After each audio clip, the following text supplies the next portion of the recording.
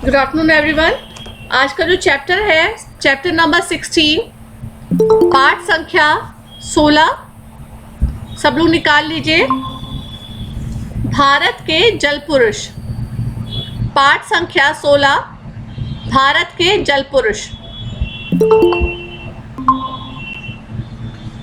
Good afternoon ma'am. Good afternoon बच्चे। 129 page number है 129, page number 129, 129, पाठ संख्या 16, भारत के जल पुरुष। पाठ का सार मैं आपके सामने रख रही हूँ। पाठ का सार क्या है?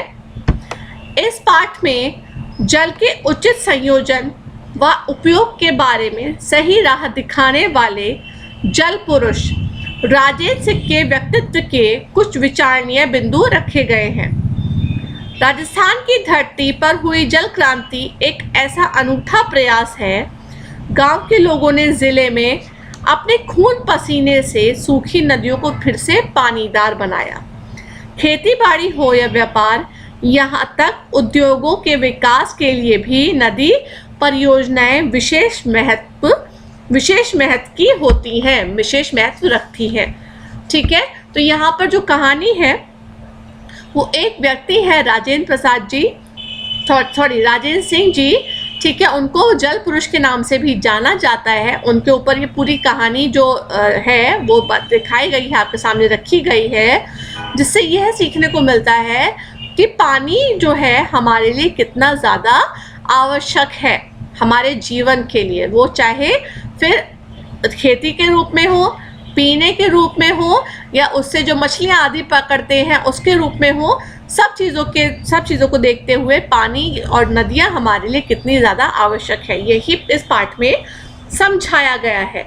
और उसको बचाने के लिए किस तरीके से गांव वालों ने राजेंद्र जी के साथ मिलकर, राजेंद्र सिंह जी के साथ मिलकर प्रयास किए और उसको क्या किया, पूरा किया, उस कार्य को पूरा किया। यहाँ पर यह दृश्यित किया गया है, ये बताने की कोशिश आपको की गई है।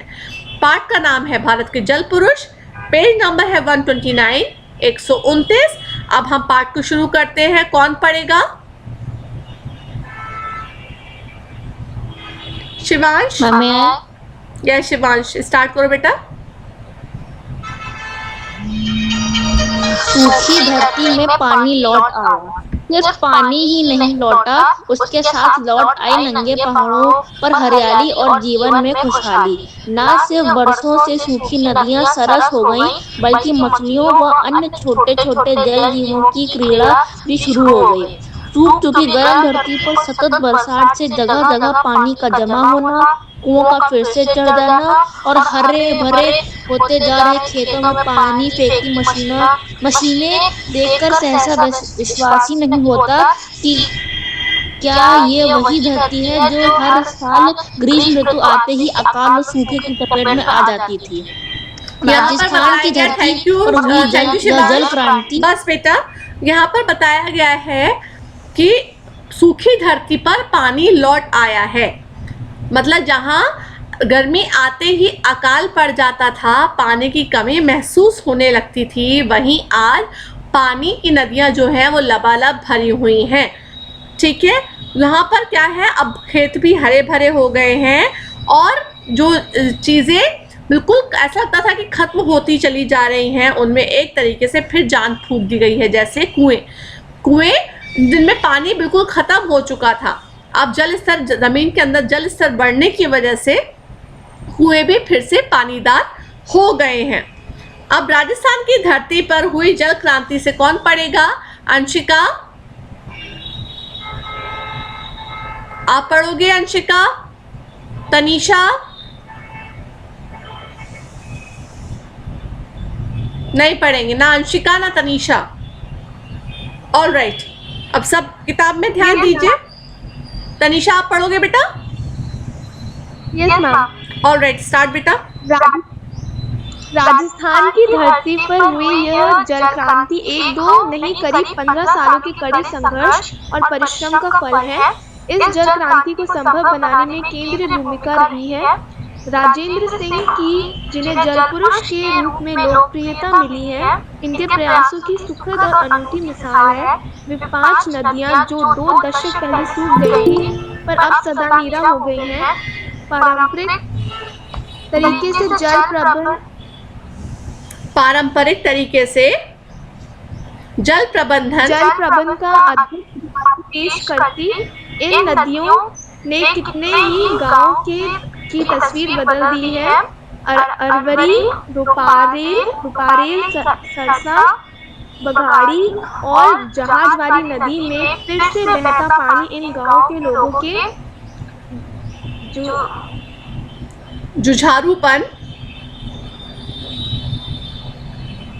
जुझारूपन का प्रमाण है।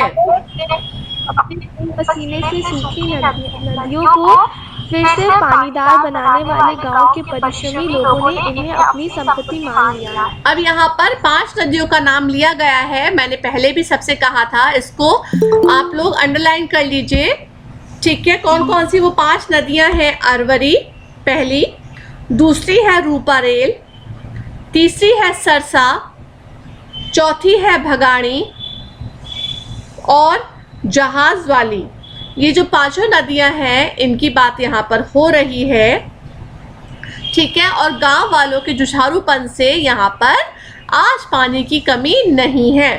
अरवली जिले में अपने खून पसीने से सूखी नदियों को फिर से पानीदार बनाने वाले गांव के परिश्रमी लोगों ने इन्हें अपनी संपत्ति मान लिया है। संपत्ति क्यों मान लिया है? जब भाई आपने खून पसीने का उसे बनाया गया है, जब किसी चीज़ को आप बनाते हैं, आप उसका ख्याल रखते हैं, तो आप उसको अपनी संपत्ति मानेंगे। आप नहीं चाहेंगे कि कोई बाहर वाला आके उसको ख़राब कर दे। आप अपने लॉन में, जो आपका गार्डन हो, उसमें आपने फूल उगाए हैं, सोचने वाली बात है। या आपने किचन गार्डन बनाया है, उसमें आपकी वेजिटेबल्स लगी हैं, ठीक। अब कोई बाहर वाला आए और आपकी वेजिटेबल्स निकालना शुरू कर दे, या कोई बाहर वाला आए, आपका जो बहुत अच्छा सा आपका गार्डन है, उसमें रोज़ फ्लावर बड़े सुंदर सुंदर है, वो तोड़ना शुरू कर दे, क्या आपको अच्छा लगेगा? नहीं अच्छा लगेगा, बिल्कुल नहीं लगेगा, मुझको भी अच्छा नहीं लगेगा। वैसे ही जब गांव वालों ने अपने खून पसीने से उसको फिर से जिंदा किया है राजेंद्र सिंह के साथ मिलके, तो वो उसको अपनी निजी संपत्ति मानते हैं, अपनी संपत्ति मानते हैं। नहीं चाहते कि उसको अब कोई भी किसी तरीके की क्षति हो या किसी तरीके से वो खराब हो। एक दिलचस्प बात यह है कि अरवरी नदी को जलाने वाले लोगों ने इसके संरक्षण के लिए अरवरी जल संसद का गठन कर लिया। इस संसद में कई अधिवेशन भी हो चुके हैं। इस संसद की बैठकों के लगभग 15 गांवों के लोग भागीदारी करते हैं। इस संसद में पानी के उपयोग के उचित कानून बनते हैं, इन पर सख्ती से अमल भी होता है। एक नियम के अनुसार यदि कोई बाहरी व्यक्ति मछली मारते पकड़ा गया तो उस पर 11 से 1100 रुपए तक का जुर्माना लग सकता है। इस समय अरवरी जल संसद में 100 से अधिक सदस्य हैं। अब यहाँ पर क्या बताया जा रहा है कि उन्होंने क्या किया, गांव वालों ने एक संसद का गठन कर दिया, बना दिया, एक संसद को बना दिया। अब उसमें क्या है, कोई भी बाहरी व्यक्ति आकर इन नदियों में मछली नहीं पकड़ सकता, ठीक है। अगर ऐसा कोई करता हुआ दिखता है, ठीक है, या कोई ऐसा तत्व दिखता है जो चीज़ों को खराब कर सकता है या नुकसान पहुंचा सकता है, तो वहाँ एक कानून बना दिया गया है। अब कानून क्या है कि यदि कोई बाहरी व्यक्ति मछली मारते या पकड़ते पकड़ा गया तो वो 11 रुपए से 1100 तक के जुर्माने का भागीदार बन सकता है। मतलब उस पर लग सकता है इतना जुर्माना, जो सही तरीका है लोगों को चोरी से बचाने के लिए, कि आके भैया मछली चोरी करके ले गए और बेच दी, वो नहीं होगा। अब यहाँ पर देखिए सब लोग, जब अरवरी सहित अन्य नदियाँ सूख चुकी थीं तो इन्हें पुनर्जीवित करने के लिए प्रशासन ने कोई ध्यान नहीं दिया। पर जब लोगों की लगन और मेहनत से इसमें पानी बहने लगा तो स्थानीय प्रशासन के एक ठेकेदार को इस नदी में मछली मारने का ठेका दे दिया गया। जब ठेकेदार अपने दल के साथ हमीरपुर गांव पहुंचा तो सभी गांव वालों ने एक स्वर में उसका विरोध किया। गांव वालों ने ठेकेदार को संसद के बारे में बताया, साथ ही नियम भी बताए। ठेकेदार के पास चुपचाप चले जाने के अलावा कोई रास्ता नहीं था। अब जब नदियां सूखी पड़ी थी तब तो आके किसी ने उसके लिए काम किया नहीं, कोई आगे आया नहीं कि भाई इसके लिए कुछ काम किया जाए, इसको फिर से पुनर्जीवित किया जाए। ऐसा किसी ने, सरकारी आदमी ने नहीं किया। लेकिन जैसे ही गांव वालों की मेहनत से और राजेंद्र सिंह जी की मेहनत से उन नदियों में पानी दोबारा से आ गया, तो वहाँ पे क्या किया, सरकारी तंत्र ने एक ठेकेदार को ठेका दे दिया। किस चीज़ का? वहाँ पे मछली पकड़ने का। और ठेका क्यों दिया? कि मछली पकड़ो, बेचो, उसका आधा कमीशन हमको दो भाई। तो यहाँ क्या है, जब वो ठेकेदार पहुँचा वहाँ पे मछली पकड़ने के लिए, तो गांव वाले सब इकट्ठे हो गए और उसको क्या बताया, कमेटी जो उन्होंने बनाई है, ठीक है, उसके बारे में बताया कि आप यहाँ पर मछली नहीं पकड़ सकते। अब ये क्या है, ये हमारी संपत्ति है, ठीक है, और इस पे एक संसद का क्या है, इस पे एक संसद का गठन भी हो चुका है, ठीक है, तो आप यहाँ पे नहीं कर सकते।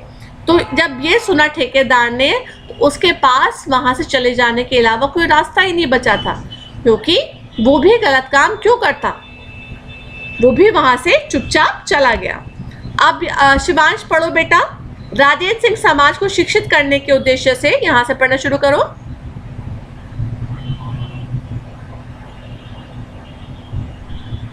शिवांश,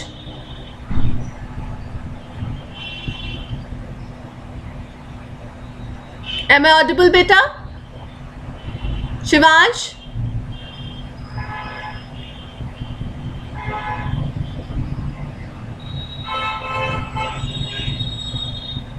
ओके, कुछ प्रॉब्लम है, ठीक है, आप सब लोग सुनिए। यहाँ पे लिखा है, राजेंद्र सिंह समाज को शिक्षित करने के उद्देश्य से सन 1985 के अक्टूबर माह में राजस्थान के अलवर जिले में किशोरी गांव में पहुंचे थे। यहाँ आकर उनका शिक्षा के पूर्वाग्रहों का किला टूट गया। गांव के बुजुर्गों ने उन्हें एक बड़ी नेक सलाह दी कि पढ़ाई से पहले पानी ज़रूरी है।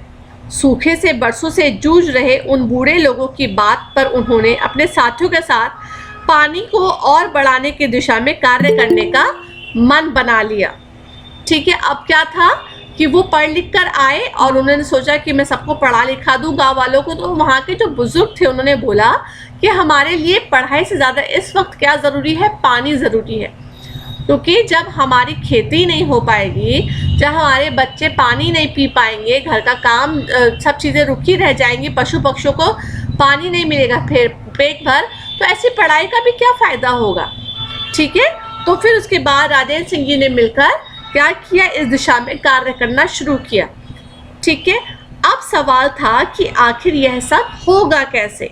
इसके लिए राजेंद्र सिंह को किशोरी और गोपालपुरा गांव में उन्हीं पुराने और अनुभवी लोगों की मदद लेनी पड़ी।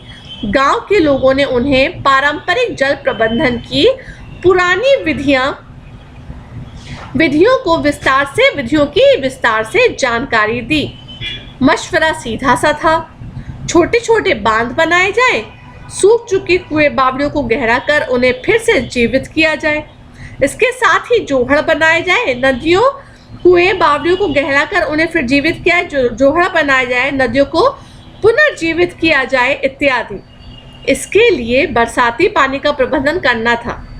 प्रबंधन इस तरह से किया कि बारिश का पानी बहकर बेकार ना हो, ठीक है। पानी को छोटे छोटे बांध और कुछ जगह पर कुंड बनाकर रोक लिया जाए। जब पानी रुकेगा तो वही धरती में समा जाएगा। इससे धरती के नीचे पानी सुरक्षित भी रहेगा और वह अंदर ही अंदर ढलान या नीचे की तरफ रिश्ता रहेगा। जब जमीन के अंदर पानी बना रहेगा और धीरे धीरे आगे या नीचे की ओर बढ़ता रहेगा, तो आसपास के कुओं का जल स्तर बढ़ेगा। सूखी धरती को पानी मिलने में हरियाली होगी और खेती भी की जा सकेगी। बस यही था जल प्रबंधन का पूरा शास्त्र, जो गांव के लोगों ने राजेंद्र सिंह और उनके साथियों को समझाया। अब क्या समझाया कि पानी को एक जगह रोका जाए। अगर पानी को एक जगह रोका जाएगा तो वो रिसकर धरती के अंदर जाएगा, और जब वो धरती के अंदर जाएगा तो धरती का जो जल स्तर है वो बढ़ेगा, ठीक है। और जो मरे हुए कुएं हैं जो अब खाली हो चुके हैं, सूख चुके हैं, उनमें भी पानी आ जाएगा और नदियाँ भी हमारी फिर से लबालब हो जाएंगी। तो अब वो कैसे करा जाए, तो उसके लिए छोटे छोटे बांध बनाए जाए पानी को रोकने की। जब बारिश होगी तो वो जो उन्होंने बांध बनाए हैं, जो उन्होंने खड्डे खोदे हैं, वहाँ पर पानी भरेगा, ठीक है। और वो जब एकत्र हो जाएगा तो धरती के अंदर क्या हो जाएगा, एब्जॉर्ब हो जाएगा, रिस्ट के अंदर जाता रहेगा, और क्या होंगे, फिर से पुनर्जीवित हो जाएंगे क्या, कुएं जो मर चुके हैं। अब ये था पूरा शास्त्र, गांव के बड़े बूढ़ों ने ये सब चीजें राजेंद्र सिंह जी को बता दी।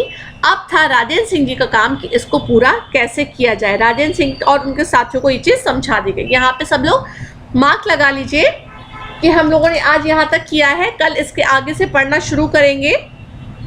राजेंद्र सिंह और उनके साथियों को समझाया तक कर लीजिए। अब हम लोग कल इसके आगे से पढ़ना शुरू करेंगे, ठीक है class? Okay okay, bye bye बेटा, god bless you all, bye बेटा, थैंक यू मैम, बाय बच्चे, बाय बाय।